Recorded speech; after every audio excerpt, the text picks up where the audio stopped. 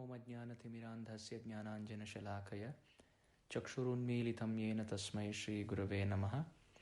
श्रीचैतन्यमनोभीष्टं स्थापितं येन भूतले स्वयं रूपः कदा मह्यं ददाति स्वपदान्तिकम्। वन्देऽहं श्रीगुरोः श्रीयुतपदकमलं श्रीगुरून् वैष्णवांश्च श्रीरूपं साग्रजातं सहगणरघुनाथान्वितं तं सजीवम् साद्वैतं सावधूतं परिजनसहितं कृष्णचैतन्यदेवं श्रीराधा कृष्णपादान् सह गणललिता श्रीविशाखान्वितांश्च। हे कृष्णकरुणासिन्धो दीनबन्धो जगत्पते गोपेश गोपिकान्त राधाकान्त नमोऽस्तु ते। तप्तकाञ्चन गौराङ्गी राधे वृन्दावनेश्वरी वृषभानुसुते देवी प्रणमामि हरिप्रिये। वाञ्छाकल्पतरुभ्यश्च कृपा सिन्धुभ्य एव च पतितानां पावनेभ्यो वैष्णवेभ्यो नमो नमः। नमो ओं विष्णुपादाय कृष्णप्रेष्ठाय भूतले श्रीमते भक्तिवेदान्तस्वामिनिति नामिने। नमस्ते सरस्वते देवे गौरवाणी प्रचारिणे निर्विशेषशून्यवादी पाश्चात्यदेशतारिणे।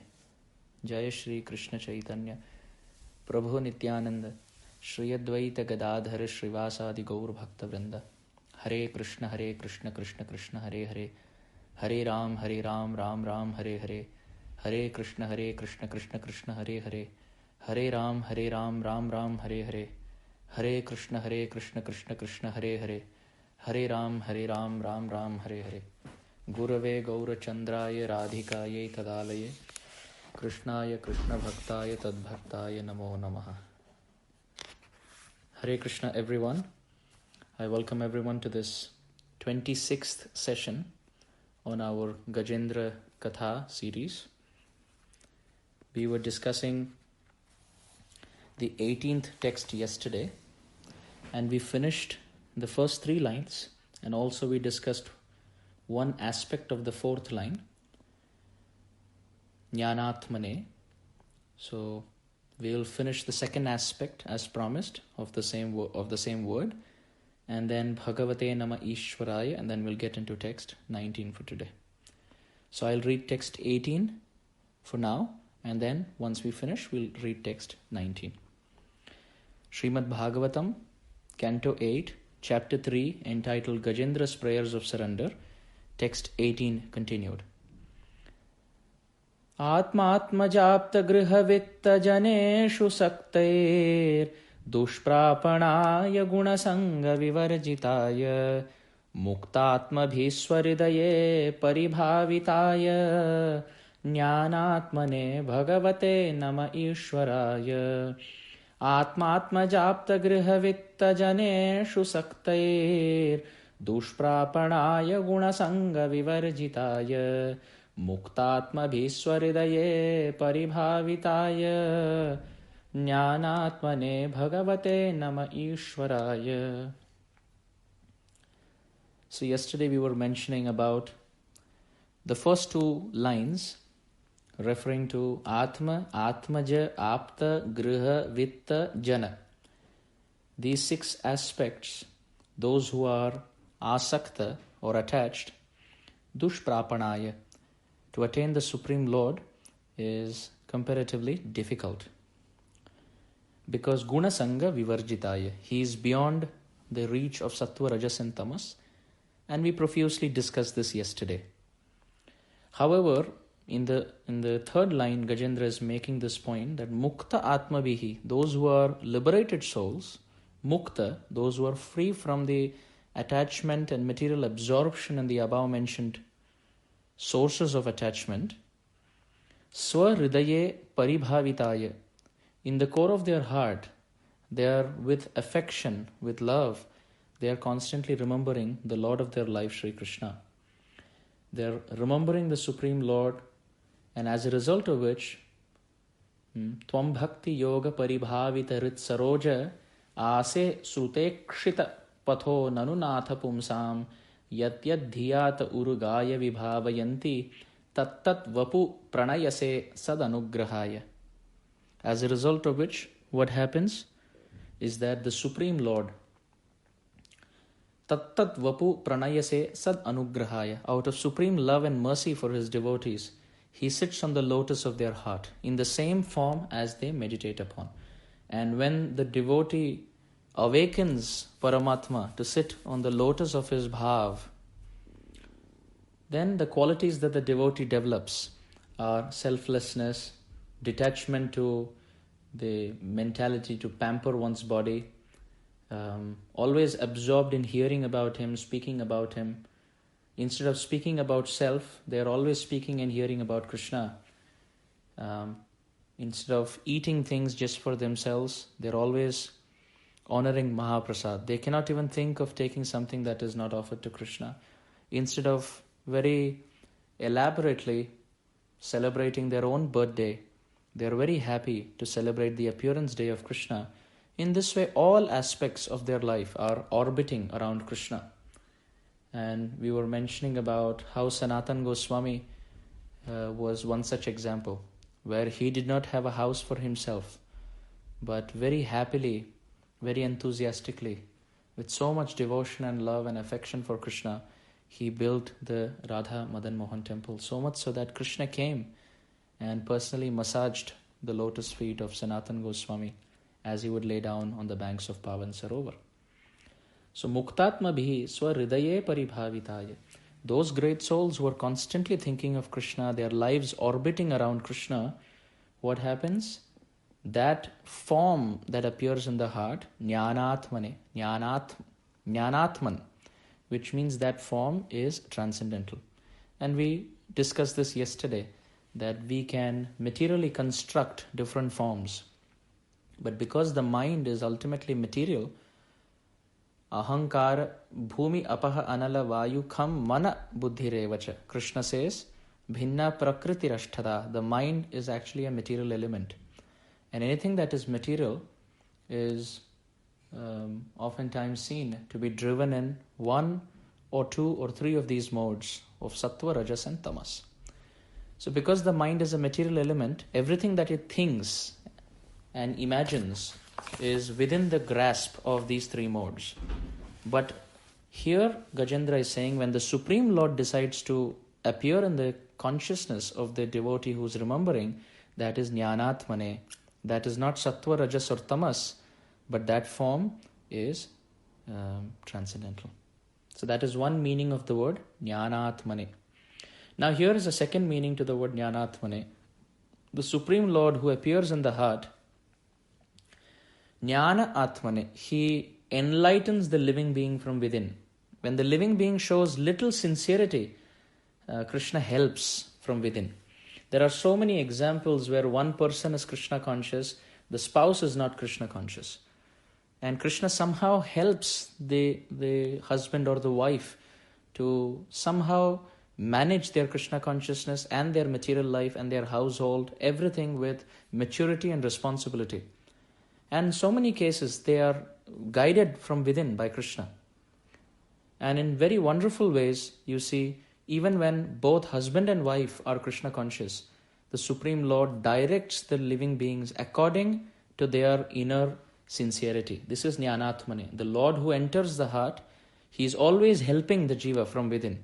So when we get ideas like, oh, I think this 1 hour that I have, I should try to read this section of the Shastra. Or I think this 1.5 hours where I have to wait, why not I chant 16 rounds? Or let's say if I have another 15 minutes. So why not I hear something? Why not I sing one bhajan for Krishna? Why not I offer little water to Tulsi and sing Tulsi Arti in that 15 minutes? So these thoughts that we get, that how to use time, that is actually Krishna guiding as Paramatma from within. Otherwise it is not possible. Maya always tries to take us downward. Our consciousness is always like water. It flows from the higher level to a lower level. Water never goes up. Water always flows down. So similarly, our consciousness is like that. When it is in the mode of sattva, it goes down to rajas and tamas very quickly. But ideas to engage in Krishna's service, it is not sattva, rajas or tamas, it's vishuddha sattva, and that comes from Krishna. So like for example, there are so many examples in this regard. where Krishna guides from within to the extent of our sincerity. Like this, I was thinking about this, our Bhakti Sangha conference call. It's a national conference call in America, and every day, every morning, there are Bhagavatam classes, and in the afternoon there is mid-morning classes, and then there's evening class for kids, and so many other activities also during the day, and different topics, different speakers. It's interesting how many devotees are connected. I was told by Adi Gadadhar Prabhu that it initially started off with this initiative that when the husbands would go to work, the housewives, the Krishna conscious housewives, they wanted to connect with each other to be Krishna conscious even during the day. So they would send their husbands to office and the kids to school, and they would probably leave, I presume, around 6:30, 7 o'clock. And then 7:20 is the Bhagavatam class. So there's chanting in the morning, and then there is Bhagavatam class. So they all can hear together. And then I think all the Matajis can then get going with the household work, household chores and cooking and cleaning, etc. And then there's a mid-morning class. And in this way, and then they have to pick up kids, and then the husband comes home in the evening. So I was told that now there are hundreds of devotees joining in from so many different parts of the world, primarily North America, but then we have so many speakers even joining in from India, and they are speaking, and devotees joining in. So initially maybe only a few Matajis would have come together for this project. But now, by the power of their sincerity, this network has gone so much, and it's connected souls across the states on the basis of their sincerity. And there is no personal agenda there. There is it's not a project, it's not, it's nothing personal. It's just for the sake of hearing and chanting and remembering Krishna. And systematically every day, one verse after another, so many devotees are hearing and speaking and sharing Hari Katha and Hari Kirtan. So who is inspiring? Who is giving these ideas to start something like this and also keep it going? Jnanatmane. Krishna as Paramatma is helping. Another example is, I was interacting with one devotee who was telling me this personal story of his life. So I wouldn't mention names or the place for privacy and confidentiality, but this is a very, very beautiful story that the devotee was mentioning his own story, how he was not at all Krishna conscious, and in fact he was very addicted to smoking, and he was not interested in anything spiritual, no spiritual programs, no spiritual get-together and gatherings. But as it is in society, to keep status quo, we have to go to each other's programs. Like I invite you to my house, so you come, let's say for my child's first birthday or whatever, housewarming or whatever, and then you come over, and now because you've come over and we have a bond of friendship, now when you invite, I must go. Even if I don't desire, I will come just to keep status quo. So this devotee was mentioning that because one family used to come to his, programs, not program in the sense Krishna conscious programs, but get together. So when this family invited, he had to go. And unfortunately for him, this was a Krishna conscious program. So now what did he do? All the other like-minded men who were not interested in the program, Krishna conscious program, but they still had to go to show their face, they pulled up in their car and in the parking lot, and they were all smoking and playing cards. But it so happened that the owner of the house, he was in the house busy, but then suddenly at one point he came out to see, and they were all sitting in the car and smoking and playing cards. So he said, I have no problem in you being here, but at least come inside for some few minutes, that Swamiji is speaking. So one of our ISKCON sannyasis was invited and he was speaking. So because now the owner came out, this person along with the others, they were kind of embarrassed, so they had to throw the cigarette butt and keep in the cards. And then they came into the house. And as they entered the house, this person was telling me firsthand, as they entered the house, the speaker of Hare Katha, he was speaking something, but suddenly it just so happened that it coincided with their coming in. And he said, nowadays people are very excited in breaking the regulative principles, namely smoking and drinking and playing cards and gambling, etc. So now these people who just entered, they thought probably the owner of the house told the speaker to speak like this. But it wasn't. It's just a coincidence.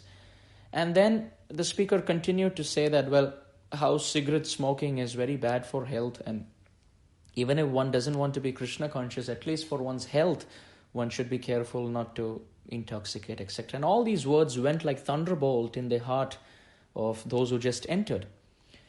Now this person, he heard the whole class and he was very, very happy. And at the end, he went to the Swamiji and he said, I'm really sorry, I was smoking, I didn't, please forgive me. So the speaker said, oh, were you smoking? I didn't know. So I just so happened that I was speaking. And then this person was caught unaware. He was thinking probably the owner of the house would have said, but it was just a coincidence. And then he continued staying in touch with this sadhu. The sadhu came again, and then he would hear, and it so happened then he gave up all the bad habits and he started chanting 16 rounds, and he took diksha from that sadhu, that great soul who came into the house. So now this is Jnanatmane. Krishna inspires us, Paramatma, to go in at the right time and inspires the speaker to speak the right thing, and then in the heart of the listener to resonate with the words that have been spoken. So this is Jnanatmane. Krishna inspires on the basis of our sincerity. And even when there is lack of sincerity, Krishna still gives mercy and increases the sincerity. Another example, Srila Prabhupada was once initiating, and one butcher happened to be there. And he also wanted to take diksha. So Prabhupada said, will you promise to give up all meat eating and meat slaughtering, animal slaughter? And the butcher agreed. And he promised that I will not. And he accepted beads from Srila Prabhupada spontaneously. And Prabhupada announced on the mic that now that he is a Hare Krishna, he will not even kill an ant, what to speak of animals. And no one should call him a butcher. And Prabhupada gave him the beads and gave him initiation. So who inspired the butcher from within to go and surrender to Krishna through the right source? Jnanatmane. This is Krishna. Another example is one bodybuilder in Europe. He had a very, very well kept body, and he had big biceps and triceps, etc. So he wanted a tattoo on his arm. He wanted a tattoo on his arm. And just to keep it classy, he wanted something in Sanskrit so that it looks more aesthetic and yet modern. So now to find the right Sanskrit tattoo, somebody told him, you have a lot of Sanskrit lines in the Bhagavad Gita. So then he got a Bhagavad Gita as it is to pick the right verse to tattoo his arm. But it so happened, to find the right verse, he read the whole Bhagavad Gita. Before he could tattoo his arm, Prabhupada ended up tattooing his heart. Before he could tattoo his arm, Prabhupada tattooed his heart.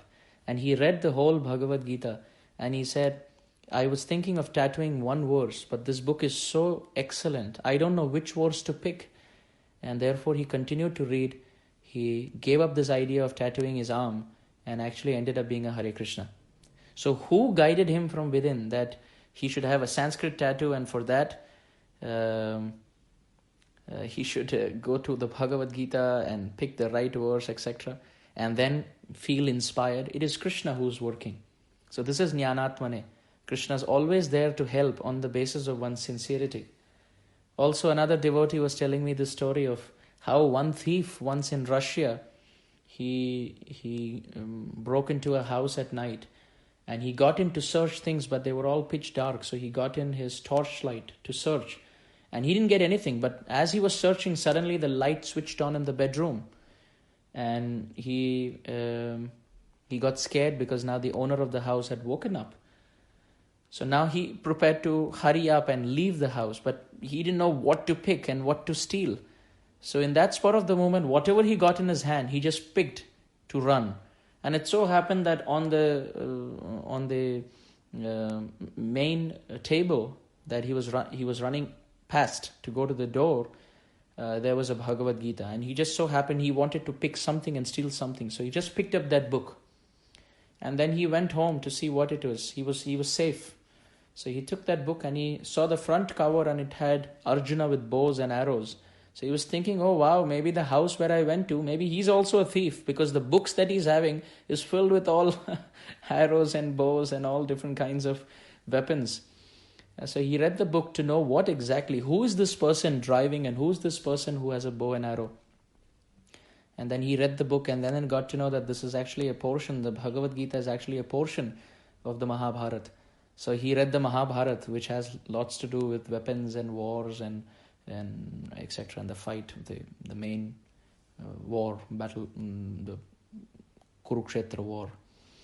So then he read the whole thing, was very inspired, and of course he failed in his theft, but Krishna ended up stealing his heart. So Krishna proved that Chauragraganyam Purusham Namami, among the thieves he's the best. So this person became a devotee, and he came to the temple, and when he joined, he told his story. So this is Krishna, this is Jnanatmane. Here Gajendra is saying, Muktatma bhiswaridaye paribhavitaya. Those who remember you, my Lord, you are sitting in their heart. This is one meaning, and your form is completely true, transcendental. It's not an imagination. It's not a mental construct, some concoction. Second meaning is Jnanatmane. My Lord, you are sitting in the heart. You help the living beings on the basis of their sincerity so that they remember you, and then you awaken yourself in the heart. And Jnanatmane, and then Bhagavate. Here Bhagavate, referring to Bhagavan, doesn't actually mean his strength. Here it means his power of attraction. Krishna keeps everyone attracted and controlled. Krishna doesn't need Sudarshan Chakra, and like Ram doesn't need bows and arrows and Kodanda and Panchajanya Rishikesha Devadattam Dhananjaya. Krishna does not need his weapons all the time to control. For Krishna, his beauty is enough. Just by his bodily beauty, Krishna can control.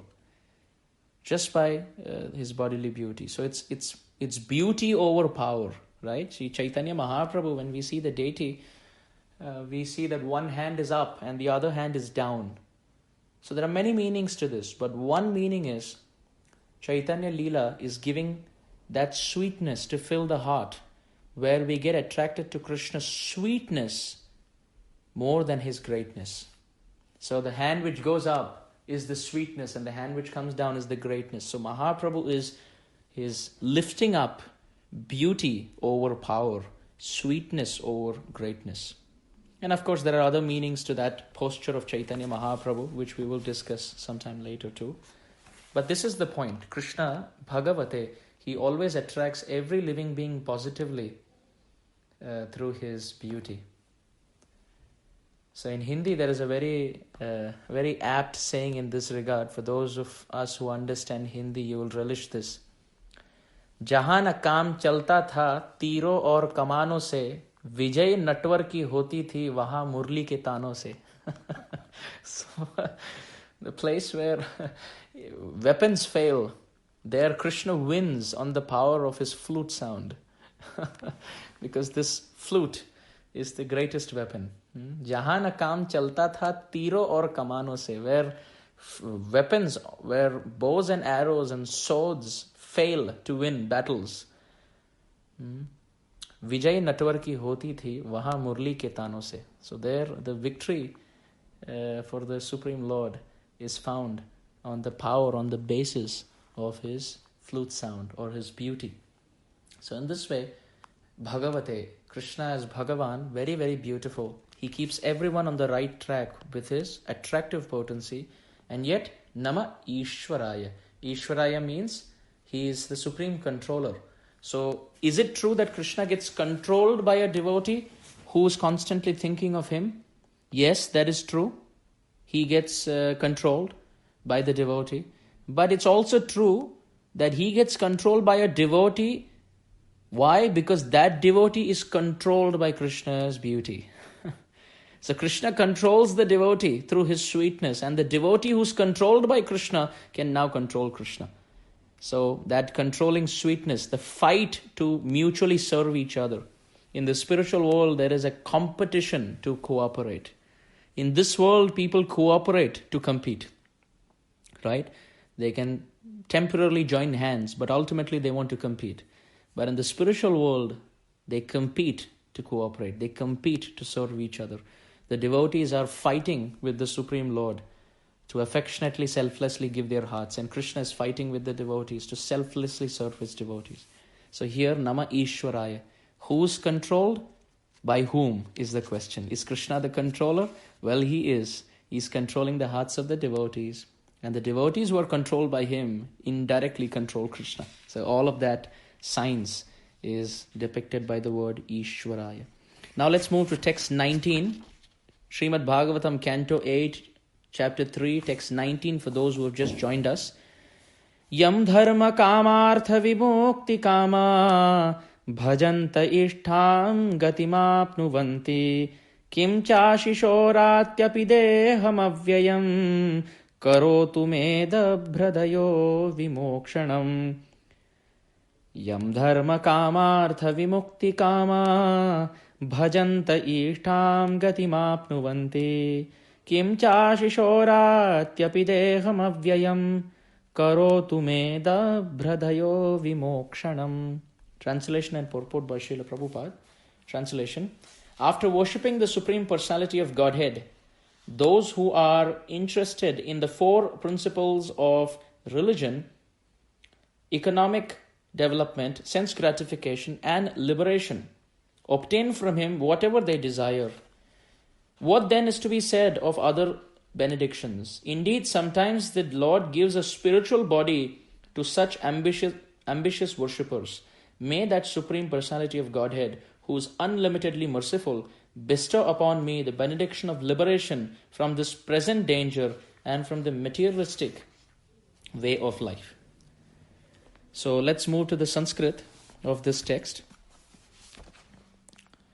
Yam here refers to that same Krishna whose quality has been continuously described. So that's like the connection between the previous verse and the present verse. Krishna. Dharma, Kama, Artha, Vimukti. These are called as the four Purusharthas. Four Purusharthas. Actually, Purusha means jivas or living beings, and Artha means desires. So Purushartha means the four prominent desires any living being has. What are they? Dharma, Kam. So you see the first line is Yam, that is the Supreme Lord. Dharma, Kama, Artha, Vimukti or Moksha. Kama means desires. So this word Kama goes with all four. Dharma Kama, Kama, Artha Kama, Vimukti or Moksha Kama. So what are these four desires that every living being has? So Dharma Kama, the desire of Dharma that living beings generally possess, is the fruit of performing anything spiritual, which means let me have more enjoyment in this world, let me have a better position, more spiritual pious and piety, maybe I get heaven after death, respectable position, at least let there be a better position than where I am at the moment. Vedanta go brahmana syat, kshatriya vijayi bhavet, vaishyo dhana samradasyat, shudra sukham avapnuyat, dharmarthi prapnuyat dharmam, artharthi cha artha apnuyat, kaman avapnuyat kami, prajarthi cha avapnuyat prajam. In the Vishnu Sahasranam it has been described that those who come to the Supreme Lord, their desires get fulfilled completely. Whatever they desire will be fulfilled. Like Vedanta ko Brahmanasya, those who read the names of the Lord, they will get, they will be very expert in chanting mantras. The Brahmanas become perfect by coming to the Supreme Lord. And the Kshatriyas, Vijayi Bhavet, they will become victorious. And Vaishya Dhana Samriddha Syat. Those who are Vaishyas, they get more wealth. And Shudra Sukham Avapnuyat. Those who are Shudras, they become happy. Dharma Arthi Prapnuyat Dharmam. Those who wish spiritual piety, they will get it. And Artharthi Cha Artham Avapnuyat. And those who want wealth, they will get wealth. Kaman Avapnuyat Kami. Those who want sensual pleasures, they will get that too. Sense enjoyment. And Prajarti Chavapnuyat Prajam. Those who want children, they will get it. Putravan Dhanavan Loke Dirgayuhu Upajayate Kamayate Yam Yam Kamam Tam Tam Prapnoti Asamshayam. Even the Narasimha Kavacha describes that Putravan Dhanavan Loke, those who want Putra, they want a child, they will get. And those who want Dhana, they will get. Dirga Ayuhu Upajayate, those who want a long life, they will get. So this is all in the realm of Dharmartha Kama Moksha. Dharma means spiritual piety, Artha means wealth, Kama means sensual or sense pleasure, and Moksha means liberation. So in general, as far as Dharma is concerned, we discussed more than the spiritual activity for the pleasure of the Supreme Lord, it's more about what I will get out of the yajna. If I perform this yajna, what will I get? If I chant this, what will I get? If I worship Shani Dev on Saturday, what will I get? If I walk to this temple barefoot, what will I get? If I fast and stay awake at night, what will I get? It's all about what I get out of it. So we use even principles in spiritual life as ladders to get to the fruit that we want. And then Artha, of course, is more wealth. We are never satisfied with how much our wealth we have. We always give reasons also. What if someone falls in the bathroom? What if there is a slip down the stairs? What if there are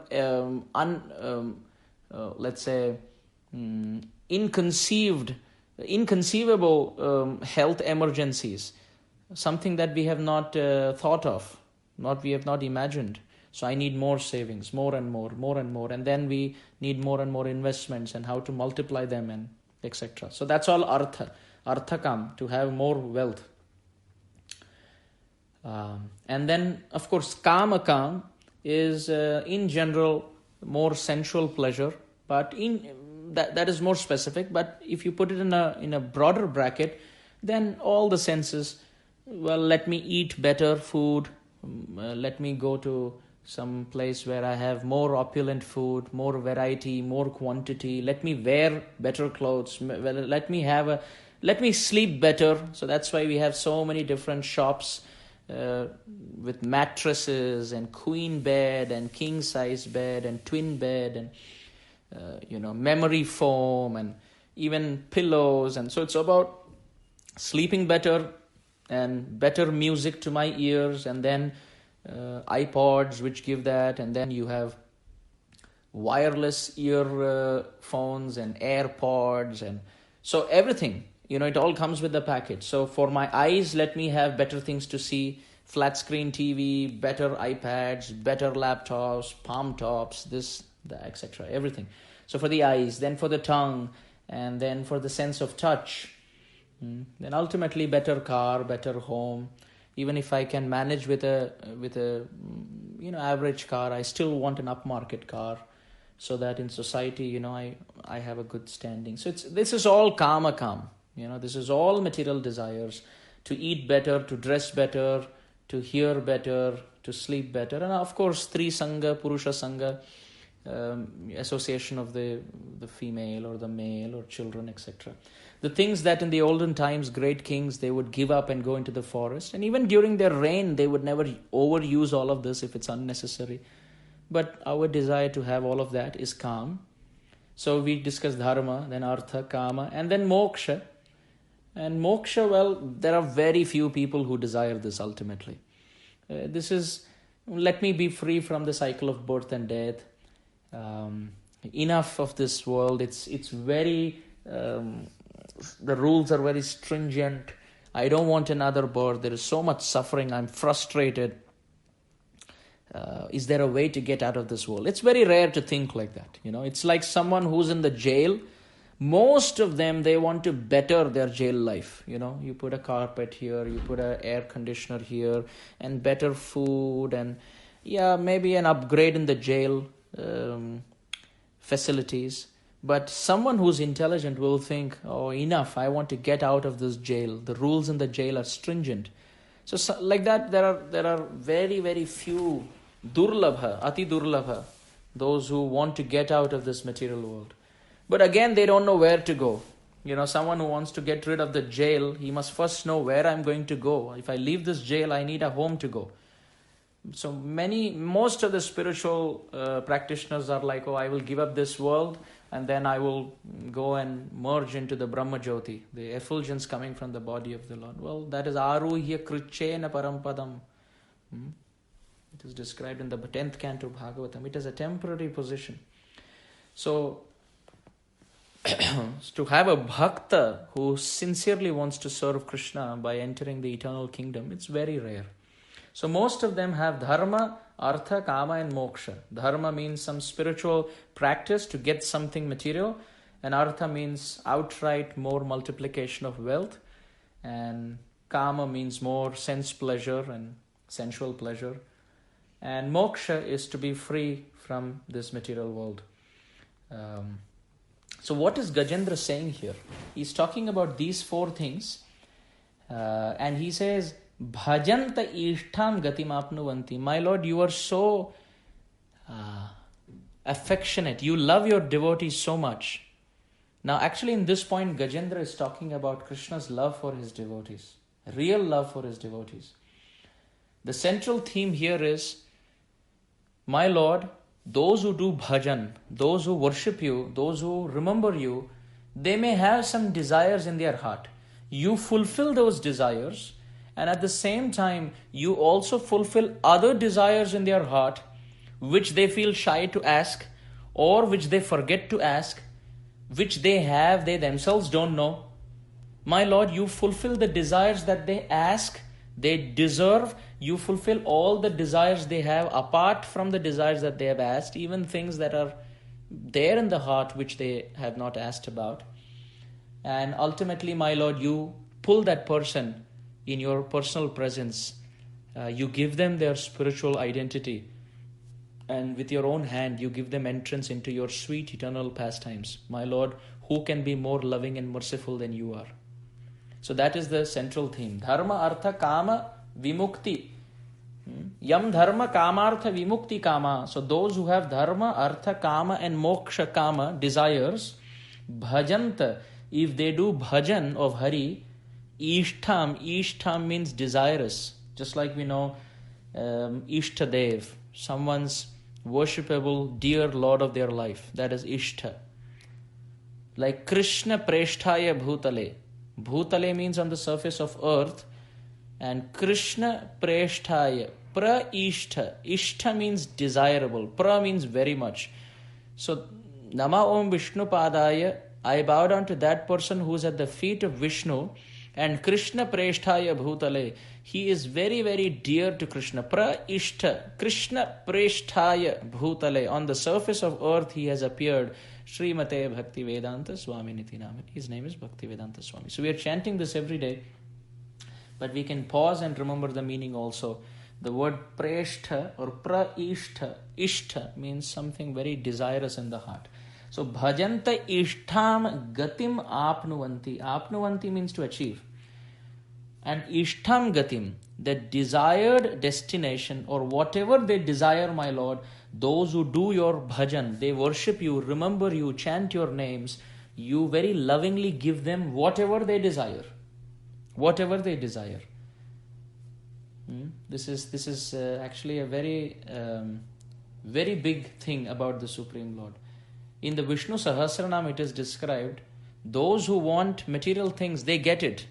But ultimately those who are attached to the lotus feet of Vasudeva, Vasudeva Ashrayo Martyo Vasudeva Parayana. Those who are Vasudeva Ashraya Martyo, those living beings who take shelter of Vasudeva, in this life, what do they get? Vasudeva Parayana. They are absorbed in the pastimes, and lifetime after lifetime, even if they are born as devotees only. So the Supreme Lord is very kind like that. In the 6th canto Srimad Bhagavatam, Vritrasura offers 4 prayers, and Sripad Vallabhacharya in his Subodhini Tika, he mentions these 4 prayers of the Chatushloki of the 6th canto chanted by Vritrasura.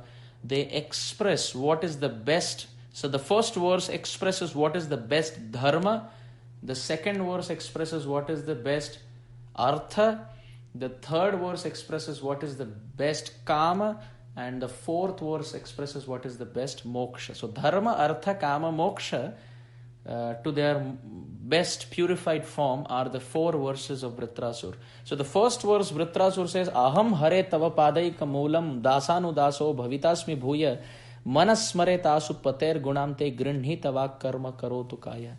Srimad Bhagavatam, Canto 6, Chapter 11, text 24, 25, 26, 27. These are the 4 verses that we are mentioning. Sripad Vallabhacharya explains that they stand for one quality. The first verse stands for dharma, second for artha, third for kama, and fourth for moksha. So how is the first verse the best dharma?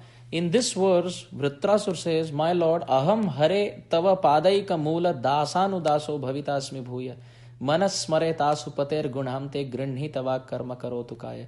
My Lord, lifetime after lifetime, please give me this benediction that may I be the servant of such a pure devotee.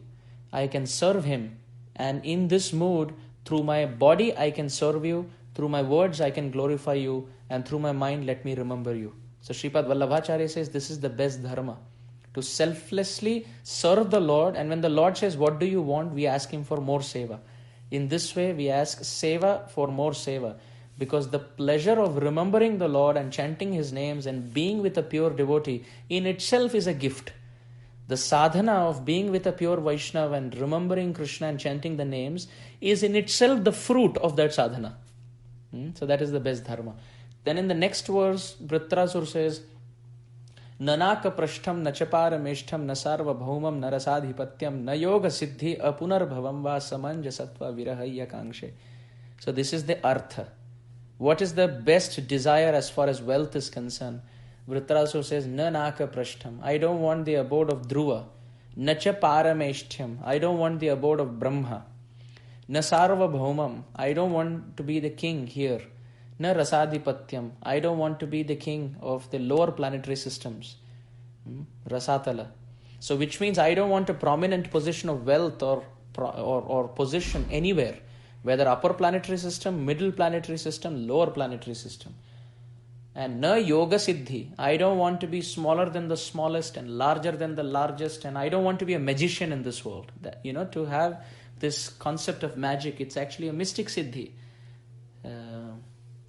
Anima, Mahima, Lagima, Prapti, Ishitva, these are all Ashta Siddhi, which means I want to the power to become heavier than the heaviest, yet lighter than the lightest, smaller than the smallest, yet larger than the largest, and sitting in one place and getting any desire fulfilled. These are all mystic siddhis. He says, Na yoga siddhi, I don't want them. And apunar bhavamva, I don't even want mukti, my Lord. I'm not asking you for anything. The only wealth I'm asking, samanjasatva virahaya kangshe. I just want your lotus feet. Please place your lotus feet, your soft, cold lotus feet on the hard, fiery heart of my consciousness. Please place. This is all that I want, my Lord. You please live in my heart. Please make my body your home and live in my heart. There is nothing else I want. This is artha, the greatest wealth. Now the third verse that Vritrasura offers is kama, the best desire. What is that? Samanjasatva virahaya kangshe. And then he says, Ajata paksha iva mataram khaga sthanyam yatha vatsatara kshudartha priyam priyaiva vyushitam vishanna manoravindaksha didrikshate tvam. Vritrasura says, my Lord, let me love you. Let me have untainted, unalloyed affection for you. And he gives examples. This is the best desire, kama, that he says. How should it be? He says, it should be like ajata paksha, eva mataram khaga. Just like a bird who has just come out of the egg and has not developed wings, is hungry, cannot fly, doesn't know anything except its mother. Mataram khaga. Khaga means bird. Just like the baby bird is attached to the mother helplessly, completely surrendered in affection. And just like stanyam yata vatsatarakshudartha, just like a baby calf, the child of a cow, the calf, is so attached to the mother that it doesn't know anything except the milk from the udder of the cow. It is the mother is licking the calf and the calf is drinking the mother's milk. This is all that it knows. It revolves around the mother. And priyam priyaiva yushitam vishanna. Just like the lover may be completely attached to the beloved in separation. So in this way, manora vindaksha didrikshate tvam. My Lord, let my heart be attached to you like that. I don't want anything. So dharma artha kama. Now the fourth verse he defines, Sripad Vallabhacharya very brilliantly says that Vritrasura defines the best moksha, the best form of liberation. What is that? Mama uttama shloka janeshu sakhyam samsara chakre bhramata swakarma bhi tanmaya yatmat majadara geheshu asakta chittasya nanatha bhuya. My Lord, mama uttama shloka janeshu sakhyam. I have been wandering in this world, samsara chakre bhramata swakarma bihi. By my sinful bad habits, I have been wandering in so many different bodies in this world. My Lord, now to get liberated, to be free from this world, I have only one thing. Mama uttama shloka janeshu sakhyam. Let me have all my friends to be devotees. Let the devotees of Sri Hari, uttama shloka jana, be my sakha. Let the devotees be my only friends. I don't want anything else. And tanmaya yatmatmaja dara geheshu asakta chittasya nanatha bhuyat. My Lord, whatever attachment I have had for my body, my wife, my children, my home, let all of that be completely at the lotus feet of my dear friends who are the pure devotees of the Lord. In this way, this defines mukti. By being attached to the pure devotees, one is automatically detached from material enjoyment. So anyway, this is the highest dharmartha kama moksha. I somehow remembered that while this term. I heard it from a very great soul. So I immediately wrote it in my notebook. And now when I am reading this dharma kamartha vimukti kama, I somehow remembered Sripad Vallabhacharya's words. So anyway, now coming back to what Gajendra is saying here, that my Lord, people with different desires, they come to you. And bhajanta ishtham gatim apnuvanti. Whatever desire they may have in their heart with which they come to you, by doing bhajan, you fulfill that desire. You never keep them bereft of that desire. Like for example, in the Bhagavatam, there is one very great soul who came to the Supreme Lord and said, I desire to get married. This great soul's name is Kardama Muni. So we see he comes to the Supreme Lord and says, my Lord, I am worshipping you with this desire that may I get married. And the Supreme Lord smiles and he says, yes, you don't worry. Day after tomorrow, the king of this world will come. Manu will come and bring his very beautiful daughter Devahuti, and I will personally get you married to her. You see, Kardama Muni is doing bhajan. Bhajanta ishtham gatim apnuvanti. Ishtham gatim. Whatever desired destination or desired fruit, apnuvanti. The devotee attains it by doing bhajan. So the Supreme Lord tells Kardama Muni, you don't worry, I will personally get you married.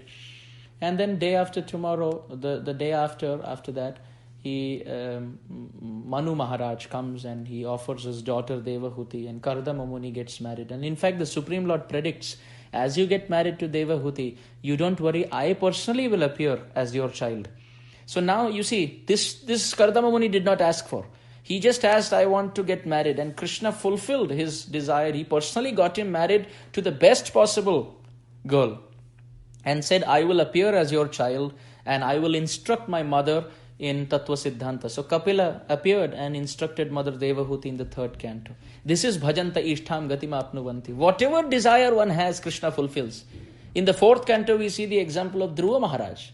Sthana bhilashi tapasi stitoham tvam praptavan deva munindra guhyam kachan vichinvan api divya ratnam swamin kritarthosmi varam nayache. The Hari Bhakti Sudodaya describes that Dhruva Maharaj desired to have kingdom and wealth, but the Supreme Lord gave him what kingdom? Even now, early morning when we see There's an unblinking star, and that is the Dhruva star.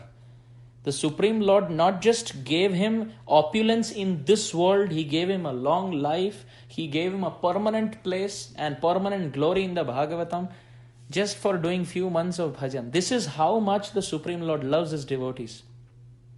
In this world, like for example, if we take money from someone, and it's time to give back, yeah, the other person is asking, and then we take some time to give.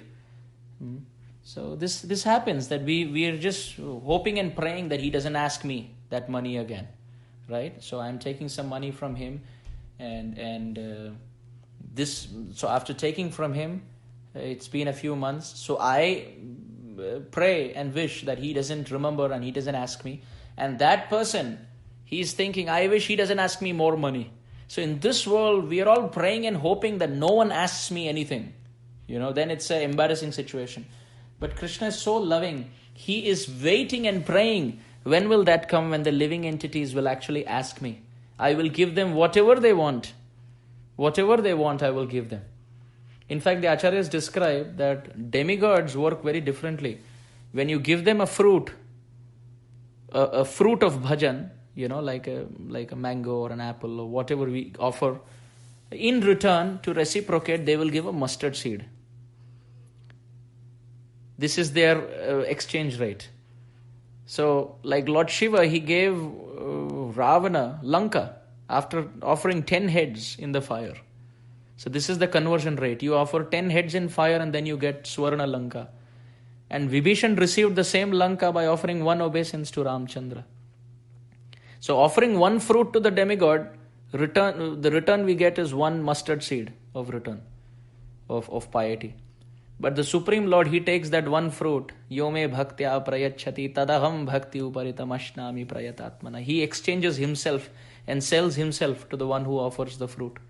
Whether it is Kolavecha Sridhar offering the fruit, or whether it is Shabari offering the fruit, or whether it is the fruit vendor offering the fruit, Krishna gives himself in comparison to the fruit. So anyone with any material desire in this world, they approach Krishna. Krishna fulfills the material desire. And not just fulfilling the material desire, Gajendra says, Kim cha ashisho rati api deham avyayam. My Lord, not just fulfilling, ashisha dadati, ashisha rati, you also give such profuse blessings from your side, which means things that the devotee doesn't even think and remember to ask, that also you give. Like api deham avyayam, like the spiritual body. The person will be asking dhanam dehi, vittam dehi, etc. things for the material body, and there Krishna is making plans how to, through this, purify the devotee and give him his spiritual form and pull him into the eternal pastimes of Radha and Krishna. Kintu.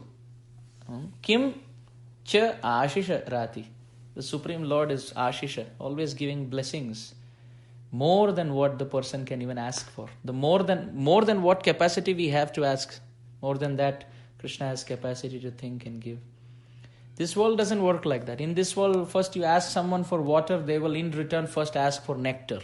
Now, well, if we have nectar, why will we ask for water? So this is the nature of this world. Even for our protection, first every month you have to pay insurance. And then this tax and that tax and this cut, that cut, state tax and then federal tax and all of these things. And then there will be some, and then health insurance and property insurance and this and that. So first we have to keep on paying. And then in the future we will see life insurance or whatever. But here Krishna is so eager. Whatever you want, I will give you. I will give you more than what you want. Desires that are there in the heart that you have not even recognized yourself. Krishna is saying, oh, I will give you. And ultimately, I will give you myself. I will give you my association. I will give you your spiritual form. I will give you prema. I will pull you into my pastimes. What else do you want? You just turn towards me. You just do my bhajan. You just do my bhakti. Everything else I will give you. Is there anyone in this world who recruits a person for job and says, you don't worry, you just sit in one place and you keep chanting my names? The boss says, the boss, let's say the boss name is, let's say his name is Vipul. Let's say his name is Vipul Sharma. I'm just making a fictitious name. So if Vipul Sharma is recruiting a person, will he ever say, you don't worry, you just sit here and you just keep telling everyone how good I am. I will give you, and you don't have to worry. You don't even have to come here. You can actually sit at home and just make phone calls and tell everyone how good I am, and then I will keep paying you and everything, maintaining your family, you don't worry. No one will do that. But here Krishna is saying, you just chant my names. Not just chant my names. He says, Ananyas chintayanto mam. You don't even have to speak about me. You don't even have to. So going to work is like going to the temple. You don't even have to go to the temple. You sit at home. You don't even have to chant my names. Krishna is saying, just think about me. Ananyas chintayanto mam. You just think of your boss. And yoga kshemam vahami aham. I will not send it through anyone. I will personally come. Whatever you need, I will carry on my back. Whatever you need, I will carry. Whatever you have, I will protect. Whatever you need, I will give. What else do you want? Can you imagine how loving Krishna is towards all of his creations? All of them. This is the love that Gajendra is saying, my Lord, you love your devotees so much. You don't expect anything from them. You are ready to give yourself completely. In the Chaitanya Charitamrita it is described, Krishna kahe ama bhaje mage vishay sukh. Amrit chadi visha mage ei bada murkh. Ami vidnya ei murkhe vishay kene diva. Nija charanamrita diye vishay bhulaiba. Krishna kahe ama bhaje mage vishay sukh. If someone is worshipping Krishna and is asking for material things, Krishna thinks to himself, Amrita chadi vishay mage ei bada murkh. He can ask for me instead. Like he can ask for 1 crore, but he's busy asking for 10 paisa. So instead of asking Amrita, asking for Krishna, Vishaya Mage, he's asking for temporary things. Hey, bada murkh. This devotee is worshipping me, but he's very foolish. Acha, but what is Krishna now going to do? Ami Vidnya. He doesn't understand, but I understand, Krishna says. Ami Vidnya e murkhe Vishaya Kenediba. Why should I just give him temporary things? I will fulfill what he wants, but Swa charanamrita diya vishay bhulaiba. I will place my love in his heart in such a way. So he is asking for 10 paisa. I will give him 10 crores materially. But apart from that also, I will give him love in his heart in such a way that he will ask for me and nothing else. Krishna, even after he gives his devotees, he feels, oh, maybe I did not give enough. Maybe I should have given more. This is the nature of his love. This is the nature of his love. I wish I can give him more. Or maybe I gave him very little. I wish I gave him more. Now in this world, you see, many times you see in the exploitative nature, like sometimes you see the daily wage workers who are working at a construction site. Most of them, they may not even know to read and write. They may not even know how much money they are making per hour. So whatever their manager gives, they will be happy. So the manager, he knows that these workers who are working for him, they don't know to read and write. They don't know the conversion. Like for example, an hour, if I have to make, let's say just a fictitious number, if I have to make 50 rupees and I have been working for like 10 hours, which means I should make 500 rupees. Now this is conversion. This is calculation. But if the manager, the person, the employer knows that the daily wage worker is not learned, he is not literate, he doesn't know to count, he doesn't know to read, write, he doesn't know. So what will the person do? He will make him work for 12 hours and give him only 250 rupees. You see? Because he knows the other person cannot catch him. The other person cannot find out the calculation. You can make him work for more hours and give him less money. Acha, now if there is someone who knows the calculation, he comes and says that, hey, it's supposed to be 500. So the manager will say, oh, yes, you're right. I have just given 250. I will give you 250 next week. And if that person now forgets to ask for the remaining 250, the manager will keep quiet. Because he'll say, well, I told him to remember. He forgot, so it's not my problem. Imagine if Krishna would have thought like that. We wouldn't have got anything. We don't even know what we have done in our past life, where we were born, what bhajan we have done. Nothing we remember. But Krishna is so merciful. He is just telling us not even to work hard, just chant names. And in return, he is paying so much more. He is not thinking that this jiva doesn't know to calculate, therefore I will cheat him. Or he has forgotten, or he doesn't know what to ask. Krishna is giving more than what the devotee is asking for, more than what he deserves and desires. And then also the Lord is feeling, oh, maybe I did not give enough. Maybe I should have given more. Maybe I should have given more. So much affection. So much affection. The child begs for one balloon to the father. And the father feels, oh, my child has been asking for a balloon for such a long time. He gives a balloon and then he feels, and the child is happy now, playing with the balloon. The father feels, oh, I should have given this child 1 month ago. He buys an extra balloon and says, I'm sorry I got it late. Now this is a compensation balloon. Child did not ask for it. But the father's heart is bubbling with affection for the child. So imagine how much love Krishna has for all the jivas. Any little thing we are asking, for very little insignificant bhajan, just chanting once. You see how many shastras say, just by saying ha and ri, we get the benefit of vibrating the whole of Atharva Veda, Rig Veda, Sama Veda, Yajur Veda. Please tell me, ha and ri, is it difficult to say Hari, these two syllables? And even now then, Hari Bhakti Vilas says, even if if these two syllables are in two different words, of two different sentences, of two different pages, let's say ha is in one word as halam, and ri is in another word as riktam. So by saying halam riktam, Krishna is taking ha from halam and ri from riktam and putting it together and giving the jiva the benefit of chanting Hari. Now you see, so much calculation even the jiva doesn't know. But Krishna is more eager to have the jiva close to him than the jiva actually wanting to be with Krishna. So this is what Gajendra is saying here. It's like a beggar who is begging for 1 rupee. You see, sometimes on the streets, in the signals of India, you say the beggars are found. They are saying ek rupiya de do, ek rupiya. Which literally translates to 1 rupee. And you see his begging bowl is also so small that he can hold only those coins.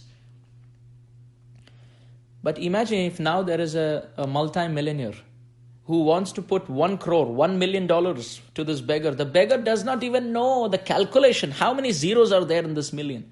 So what the rich man does, he first opens up an account for this beggar and then deposits in that, because he knows if he gives this $1 million check, the beggar does not even know how much it is, what to speak of how to keep it and how to deposit it.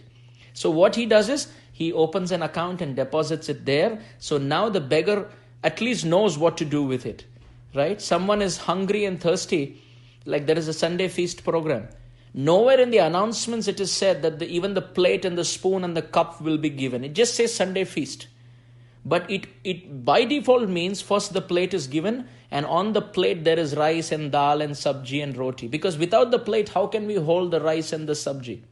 So which means, what Krishna does is, he not just feeds us the feast of the fulfillment of our desires. First, he gives us the plate also.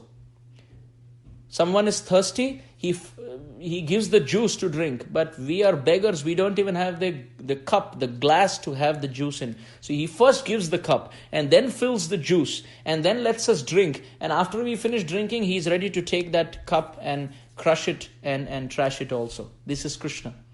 How much love. Selfless love, unconditional love. No one can love the jiva like Krishna does. And forever Krishna has so much love. So Gajendra is saying, Yam dharma kamartha vimukti kama bhajanta ishtham gatima apnuvanti. How beautiful is this Srimad Bhagavatam? How beautiful. How can we read this book swiftly or quickly? How much nectar is there, every word. Gajendra is saying, those who desire these things, my Lord, bhajanta ishtham gatim apnuvanti. By doing your bhajan, they get these desires fulfilled. And what to speak of these desires? Kim cha ashisho rati api deham avyayam. My Lord, you fulfill those desires, and plus you continue to bless them more and more and more and more, to such an extent that the day is not far away where you give them their spiritual forms. In fact, you sometimes even give them the form which looks like you.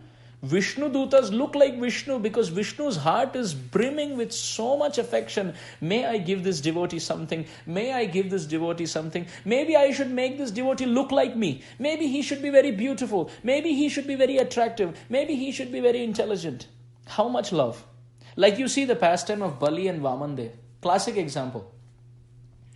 Bali and Vamandev, Vamandev comes to Bali Maharaj as a little boy. And Bali Maharaj asks him, whatever you feel like, you ask. Shukdev Goswami very beautifully says, Vanchantam pratigrihyatam. Whatever you want, vancha, whatever desire you have, pratigrihyatam. Please ask and you take accordingly. So this little child, Vamana, he says, I just want a land which is mapped by 3 little dwarf footprints. So Bali Maharaj is thinking, look at Bali Maharaj. Bali Maharaj is thinking, actually this child doesn't know what to ask. Imagine the way Bali Maharaj thinks for Vaman is how Krishna thinks about us. We are busy asking him 3 dwarf steps. But Bali Maharaj was looking at Vaman and thinking that maybe he should ask something more. He doesn't know what to ask. He has these small dwarf lotus feet and I am Bali, I can give him so much more. But Vamandev proves to be the most affectionate person here, because Bali Maharaj thought by offering Vamandev the fulfillment of his desires, Bali Maharaj thought he will have some spiritual upliftment and some piety of giving charity. But Vamana was looking for the big catch. Instead of giving Bali Maharaj just the piety of offering charity, Vamandev expanded in such a big beautiful form of Trivikram or Urukram. Not just let Bali give in charity, but he allowed Bali to give himself in charity. So what externally turned out to be karma kanda or material spiritual piety turned out to become the greatest limit of Atma Nivedanam, Bhakti. Vamana was thinking of how to increase the multiplicity rate of spiritual benefit. And later he gave Bali Maharaj the whole Sutallok, and Vamandev stood outside like a doorkeeper. Now Bali Maharaj never even thought in his rarest dreams that he could perform bhakti and offer his life and the Supreme Lord can become his doorkeeper. But what the living entity cannot even think and imagine and desire and deserve, that the Supreme Lord is busy punching his calculator to convert and give it to the devotee. So this is what Gajendra is saying, that we all belong to such a great master that he feels that the devotee does not know what to ask. I will give him way more than what he desires. So, Kimcha Shishoratya Pideham Avyayam. My Lord, you are giving so much love to your devotees. Karo tume adabhradayo vimokshanam. At this point, my Lord, I am begging you only one thing. Adabhradayaha, O Supreme Lord who has so much daya, so much mercy, I am begging you only one thing. What is that? Vimokshanam. I beg you for vimokshanam. Mokshanam means liberation. But vimokshanam means vishishta mokshanam, which means, my Lord, release me, not just from the jaws of the crocodile, but release me once and for all from this material world. And please keep me very close to you. Srila Sridhar Swami, the commentator here, describes, Na adhikam prarthaye saha kevalam moksham karotu. That Sridhar Swami is describing that Gajendra is telling the Supreme Lord, Na adhikam prarthaye, my Lord, I am not asking too much. Vimokshanam, just liberate me. Mokshanam means liberate me. Vimokshanam means Vishishta mokshanam. In a very special way, you liberate me, which means let me reject this material world and may you kindly accept me as your own. If you say, oh Gajendra, you belong to me, I am yours, you belong to me, this is our affectionate relationship, my Lord. There is nothing else I am asking for. There is nothing else, absolutely nothing else. Just take me out of this situation and keep me close to your lotus feet. So in this way, great devotees, they understand, their heart melts remembering Krishna. Just like Krishna's heart melts remembering the devotee's heart also melts remembering Krishna. My brother Arjun Sakha Prabhu shared a very beautiful verse of Rupa Goswami with me, so I want to conclude today's session with that. Labdha bhramena harata harisharvarisham vinyastata cha viraha klamakala kutam hagandhini tanuja mandara bhudharena vikshobhita prutula gokula sagaroyam. when Akrura came to Vrindavan and he was snatching Krishna away from the hearts of the Brajbasis, Brinda Devi chanted this verse, quoted by Rupa Goswami. What is she saying? She is comparing this whole pastime of snatching Krishna away to the churning of the milk ocean. We know when the milk ocean was churned, when the milk ocean was churned, there was a mountain, Mandarachala mountain, which was used. And there were many things which came out of that ocean. One was definitely poison. Eventually there was nectar. But the intermediate thing that came out was the moon. So Rupa Goswami very beautifully, poetically, he says, Labdha Brahmena Harata Hari Sharvarisham Vinyasyata Cha Viraha Klamakalakutam Ha Gandhini Tanuja Mandara Bhudharena Vikshobhita Prutula Gokula Sagaroyam. That Brinda Devi loudly cried with her tears, with her eyes filled with tears, that the whole of Vrindavan is actually a great ocean of rasa. And there is a mountain which has fallen here in the form of Akrura. And as he is moving around in Vrindavan, it is like the movement of the Mandara mountain. But what is happening? What is happening? As the churning goes on, there is a moon which is arising. That is Krishna. But as we know, before the moon came, first thing that came was the poison. And the last thing that came was the nectar. So here Brinda Devi is saying, the whole of Vrindavan is actually an ocean of rasa. And Akrura is walking around like a big mountain, churning this ocean. And the poison that is coming out is the thought that very soon Krishna the moon, who's appearing next in the churning. Krishna, the moon of Vrindavan, will be taken away from us. So this is the poison of separation. And eventually this poison, when Uddhava comes, turns into nectar. As their love heightens and heightens and heightens, the poison of Akrura turns as the nectar of Uddhava. Uddhava gains so much nectar out of it. So Brinda Devi is saying that actually in this churning pastime, as the moon of Vrindavan is being snatched out of the ocean of Vrindavan by the Mandarachala mountain of Akrura's presence, the Kalakuta poison of the anguished separation in the hearts of the Brajbasis is increasing. Oh, what can we do now? Where is the Lord Shiva to drink this poison? The demigods could at least go to Lord Shiva. But how can we live without Krishna? Who's going to drink this poison of separation from him?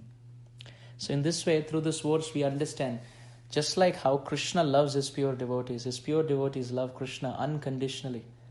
Like Hanuman, his tail is set on fire and he is setting the whole of Lanka on fire, serving Ram with the fire on his tail. So in the Ramayana it is described, great is Hanuman who has a master like Ram, but greater is Ram who has a servant as Hanuman. So in this way, in this verse of the 19th verse of the 3rd chapter of the 8th canto, Gajendra is saying, Yam dharma kamartha vimukti kama bhajanta ishtham gatim apnuvanti kim cha shishoratyapi deham avyayam karotu me dabradayo vimokshanam. O merciful Lord, whatever desire living beings have, you fulfill that just by doing little bhajan. And not just that, you give them more than what they desire and deserve. You give them your own association. My Lord, that merciful Lord, I beg you, please liberate me not just from this condition, but from this material world and accept me as your own. Now in tomorrow's verse, Gajendra takes this thought ahead in the next verse, 20th verse. So please stay tuned. Tomorrow we meet again from 7 to 8 in the evening Eastern Standard Time, Thursday, 16th of April 2020, where we discuss the very famous Ekantino Yasya Na Kanchanartham verse, glorifying the process of bhakti and the pleasure in the limbs of bhakti. We really want to thank Gajendra for singing such beautifully deep, profound prayers that we can probably chant with our tongue, but one day we can realize it in our heart. Thank you, Prabhupada, for translating all of this in English. At such ripe old age, you left your home, you left Radha Damodar, only so that during this corona pandemic, we can all virtually sit and dive deeper into these beautiful verses of Gajendra. Thank you, Prabhupada. We will never be able to repay you. Gaur Premanande, Hari Hari Bol.